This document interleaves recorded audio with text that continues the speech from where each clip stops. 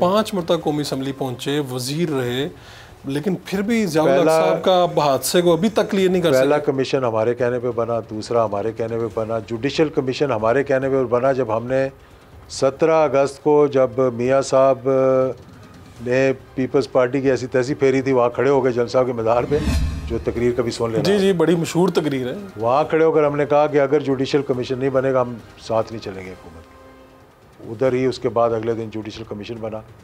हम तो यही कर सकते थे ना, फौज से भी रिक्वेस्ट करते रहे, जनरल आसिफ नवाज से कहा, जनरल मुशर्रफ से कहा। नहीं, जब ये हादसा हुआ उस वक्त जो क्या आप समझते हैं कि मिर्ज़ा असलम बेग साहब रुकावट रहे इसकी इंक्वायरी? मतलब उन्होंने, मैं ये नहीं कह रहा कि रुकावट रहे, लेकिन कवर अप में जो लोग थे उन्होंने उनको बेनकाब नहीं किया, बल्कि जो लोग इन्फॉर्मेशन देना चाह रहे थे उनको उन्होंने दूर दराज के इलाकों में पोस्ट कर दिया। यानी हकाइक सामने नहीं आने दी। हकाइक सामने नहीं।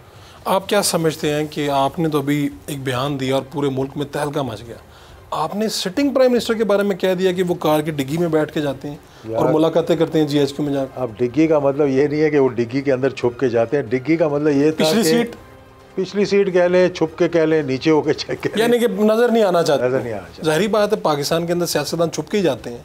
नहीं, छुप के नहीं जाते, मैं तो कभी छुप के नहीं गया था। आप अभी मुसलसल जाते हैं वहाँ? नहीं, मैं जब भी जाऊँगा खुलेआम जाऊँगा।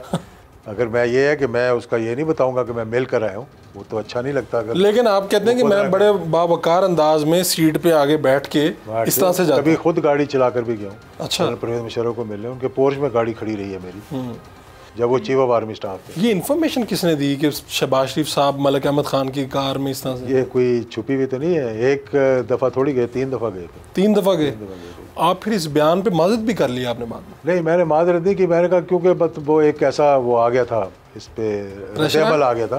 प्रेशर तो क्या देना मेरे पे, मैं वही कह रहा हूँ ना कि आप जैसा बंदा तो आगे खड़ा हो जाता है। हाँ, नहीं, मैं कोई चोरी थोड़ी। लेकिन आप कह रहे हैं कि ये मुलाकातें होती रहीं और वो कार में छुप के ही जाते थे, मतलब कि सरेआम नहीं जाते थे। सरेआम नहीं जाते, लेकिन डिग्गी वाले लफ्ज़ से मतलब डिग्गी ना। शहबाज शरीफ साहब को एक तो उनकी आंखों पे पट्टी भी बांध देना और गाड़ी के स्टीयरिंग में बिठा दें, उनको आर्मी हाउस का रास्ता पता है। यानी वो इतनी मरतबा, क्योंकि वो इतनी मरतबा गए हैं वहाँ, इतनी मरतबा गए हैं कि शायद कोई वज़ीर आज़म भी नहीं गया होगा इतनी मरतबा। किस लिए कि जब भी नवाज शरीफ साहब का और फ़ौज के दरमियान कोई मसला पैदा होता था तो 2 ही शख्सियात होती थी जो ट्रबल शूटिंग करती थी। एक चौधरी निसार साहब होते थे, कभी उनसे पूछ लेना आप, ठीक है, या फिर शहबाज शरीफ साहब होते थे।